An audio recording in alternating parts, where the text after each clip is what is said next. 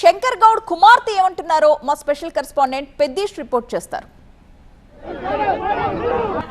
So ఇది ఇక్కడ శంకర్ గౌడ్ కూతురు వాళ్ళ రోదనలు చూస్తున్నాం. వాళ్ళంతా ఎప్పుడు తన తండ్రి తనతో మాట్లాడేటువంటి ఆ తండ్రి ఈరోజు లేడు అని చెప్పి తెలిసిన నా కూతురు తల్లడిల్లిపోతుంది. కూతురు చెప్పమ్మా, నిన్న కడసారి నీతో ఎప్పుడు మాట్లాడాడు మీ నాన్న? ఏం మాట్లాడు?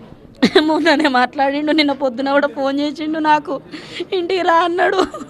నేను పోతా అంత తయారైనా కానీ అంతలోకి ఏం ముచ్చట తెలిసింది మాకు. గవర్నమెంట్ హాస్పిటల్ కాడికి వేసరికి మొత్తం కాలున్నాడు.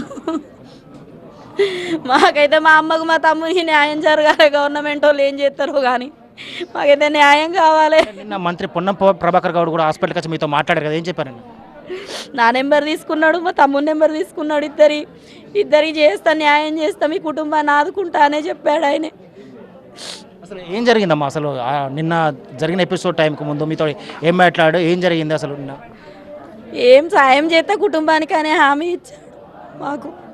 అంటే నిన్న బస్ స్టాండ్ దగ్గర అసలు ఏం జరిగింది? తోటి కార్మికులు ఏం చెప్పారు? బస్ స్టాండ్ దగ్గర మాకు తెలియదండి. మాకెవరో ఫోన్ చేశారు, మేము ఇంట్లోనే ఉన్నాం. మా ఆయన నేను ఫోన్ చేసి మీ మామ ఇట్లా తగలబెట్టుకున్నాడు అనగానే గబక్కున లేచిండు. అన్నం తినేటోడు లేచి ఇద్దరు కలిసిపోయినాం. పోయేసరికి గవర్నమెంట్ హాస్పిటల్లో కాలున్నాడు. అసలు అక్కడ ఏమైంది అనేది ఇప్పటి వరకు కూడా మాకు తెలియదు. మేము ఎవరిని అడగలేదు.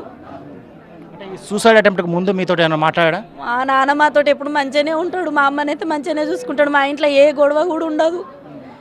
ఆయన కార్మికుల కోసమే చేసిండు ఇదంతా, మా కోసం చేయలే. మేము గుర్తుకు రాలేమా నాన్నకు. మీరంతా ఏం డిమాండ్ చేస్తారు?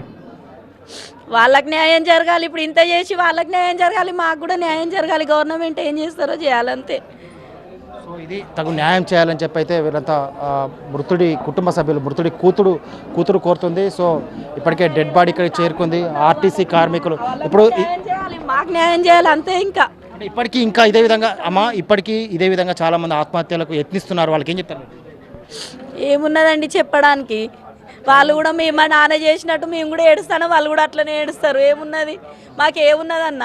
మా నాన్నని తీసుకొచ్చుకొని మా ఇంటి ముంగట వేసుకున్నాం. మా నాన్నకి ఏమున్నది? ఇల్లు లేదు, ఏం లేదు, కిరాయిల పండు ఉంటారు వాళ్ళు. ఉన్నది లేనిది ఏదన్నా 20,000 జీతంతో బతుకుతారు వాళ్ళు. ఇది ఆర్టీసీ కార్మికులంతా ఇక్కడికి చేరుకుంటున్నారు. చేరుకొని శంకర్ గౌడ్ డెడ్ బాడీ వద్ద వాళ్ళంతా నివాళులు అర్పిస్తున్నారు.